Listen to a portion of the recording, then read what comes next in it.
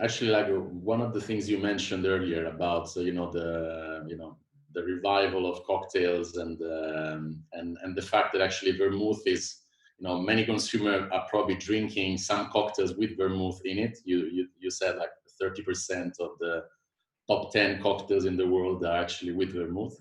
My question is a bit of a chicken and egg question. Like, was the revival of the Negroni cocktail that Filiberto and I actually love, pushing the vermouth category and the rise and the need for many different brands, or was it actually the growth of the vermouth category that actually pushed bartenders into finding a way to do something with the revived product and actually taking out from the drawer the Negroni cocktail and making it famous again?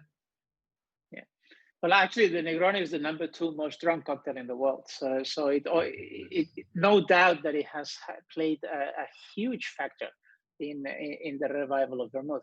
Even if when you order a Negroni in almost any bar in the world, it will tell you it has Campari, it will tell you the name of the gin, and it will tell you sweet vermouth. True. Like it doesn't really matter what vermouth it has, when in fact probably vermouth is of the 3 ingredients the one that, depending on which vermouth you use, will most change the way the cocktail tastes. So I do think that yes, it has played a role when so many people are drinking one drink and they don't have a choice in how to mix it. Obviously, it gives us a territory for a lot of us to come in and say, okay, I have an opinion on how you should infuse a little bit of character into your Negroni.